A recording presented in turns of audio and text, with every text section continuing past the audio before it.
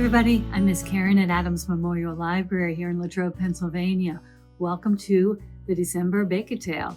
So Bake-A-Tale is a program where we talk about something that you can bake as a family, some crafts that you can do that are kind of connected with the recipe, and some books that you can read while you're waiting for your things to come out of the oven or while you're enjoying them together. And since it's December makes me think about, making cookies, but it also makes me think about making gingerbread. So what we've got this time are gingerbread bar cookies. So they're super fast to make because you're just putting them in a pan like this. And you can see they even look kind of decorated because they've got M&Ms in them. If you wanted, you could put some powdered sugar on top so it would look like snow too. Whatever you want. And I wish you were here so you could smell these because I think they smell really yummy. If you like gingerbread, I think you will like these cookies. So people often make gingerbread houses. I have a wooden one here, but the crafts this time, kind of making gingerbread houses. This one's a little decoration. This is a house that could be a card. You can open it up and put a message to somebody. And this one is also a card, but it's got pop-up gingerbread friends inside. So those are what that's what the recipe is. That's what the crafts are. Let's talk about the books. So they're gingerbread too. This one is called The Gingerbread Girl by Lisa Campbell Ernst. And the next two are both by Jan Brett. This is Gingerbread Friends. And this one is Gingerbread Christmas. If you've ever seen Gingerbread Baby, the baby comes out of the oven a little too fast. So he doesn't quite make it to be a gingerbread boy. He's just a gingerbread baby, but he still runs and runs and runs away from everything. But he makes it, so he gets to be back in Friends and at Christmas time. And in this story, the gingerbread girl, she has heard about the gingerbread boy who got eaten up as a fox. So she thinks, if I met that fox, I wouldn't be so silly. But what happens then when she does meet the fox? Does she still take a ride on the fox's back? Will she still remember how not to get eaten? She'll have to check the gingerbread girl out and find out if she's okay. And we know that gingerbread baby will be okay. His friend Maddie made him, and he loves living with Maddie, but he does get a little bit sad when Maddie goes off with his friends. So gingerbread baby thinks, I need some more friends too. So he goes into town with his rooster, pulling a little sled. And so he thinks, maybe the bake shop would have some. Look, these look like some friends, but they turn out not to be that interesting. So he keeps trying and trying to see if he's ever going to be able to make some gingerbread friends. Find out when you check out Gingerbread Friends from the library. And this last one is Gingerbread Christmas. In this one, the gingerbread baby hears about a Christmas festival down in the village, and he really thinks he would like to go, but he wants to play music. So he thinks he needs a gingerbread band. So Maddie makes him some gingerbread cookies that are shaped like instruments. So he's got a trumpet and a horn and a violin and a clarinet and a big bass that all look like gingerbread because they are gingerbread. Gingerbread baby and his gingerbread band. But the problem is with gingerbread like this one, I told you it smells so yummy. When people smell and hear and see a gingerbread band, they might think maybe they're there to be eaten when they're not. So will the gingerbread baby and the band get away? You have to check Gingerbread Christmas out. Check out to see if they'll be okay. But when you're making these cookies, the recipe will be in the kit as always. I would say don't bake them too long, because I think I baked them a little bit too long. I think the edges got a little bit hard, but that's still okay. But it's fun to mix up, have lots of gingerbread spices. You need an adult to put it in and take it out of the oven. But You can help stir in the M&Ms, and you even get to put some more M&Ms on top so they don't all sink to the bottom. So you'll still be able to see it, and it'll look, kind of like or decorating a Christmas tree. You can decorate your gingerbread bars. So that's how you will make the gingerbread bars. You could cut them up, share them with friends, leave them out for Santa, whatever you would like. Now to do these crafts. Now this first one is going to be one-of-a-kind house because you are going to get to color it however you want. I did one and Miss Mary did one, and even though we have the same pattern, our houses look different because we used different colors and colored them different ways. So in the kit, on a piece of cardstock, so it's a little bit heavier, is the pattern to make this gingerbread house. The first thing you'll need to do is color it all. Color it before you cut it out. So when it's still flat like this, cut it all out. And when you see it, you'll see that there are you'll cut around all the way around the outside. And I believe here and here, you're going to need to make a little extra cut down. When you're folding it together, you will see, but you cut all around the outside. And then there are lines that say where to fold. So this part is going to be the bottom of your house and goes from flat to being three-dimensional like this once you put them together. So you can either glue them with the glue stick that's in the kit or tape them together, and you'll have to fold this part to make the roof. You'll fold all the doors and windows in, and then you're going to make a little house like this. It might take two people to do it, one to kind of hold and one to put the tape or the glue down. And I made mine starting at the top, and I think Miss Mary did hers at the bottom, and she said that might be a little bit easier, but you can try it however you want. You're just going to fasten it all together, fold everywhere that it tells you to. Then you're going to have your own little gingerbread house. To make this one, this gingerbread card, I decorated the front and the back because, why not? It can be a decoration too. In the kit will be two more pieces of cardstock with the pattern on. For this one, that's the house shape that's underneath here. You fold this in half, and then you're going to trace it. It's already on here. So all you have to do is cut it.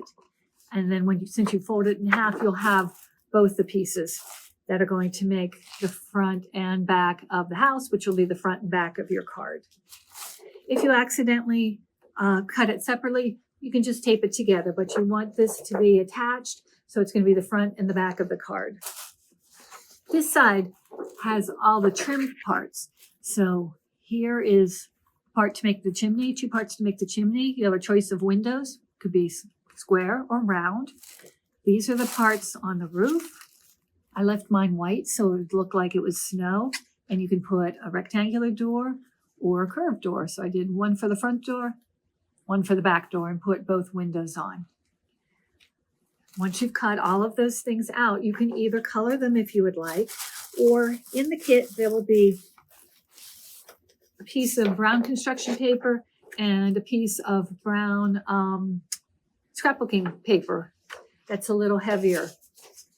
And you can decide if you want to put, mine has the scrapbooking paper on here, and I used the construction paper to make my gingerbread card. So you can decide which you want to do. If you don't want, you can just color it if you want to. If you would like to color, that would be fine too. Or you can use the brown paper and glue it on top. And then, so that's what I did. There'll be some red and green and yellow paper in your kit, and I glued them all onto this cardstock so it would be a little bit stronger. So you can put the edges on for the roof, you can make a chimney, you can put the windows on, and there'll also be a couple of foam pieces that you can use to decorate too. So again, it's going to be a one of a kind. Everybody will have the same pattern, but your house can be unique to you. And then it can be a card too if you would like. So you can open it up and give it to somebody, write them a nice cheery holiday message, give it to somebody, or you can just use it as a decoration. And this one too, you can decide if you would like to make it into a Christmas card, you can do that. Or you could just use it as a decoration. Now for these ones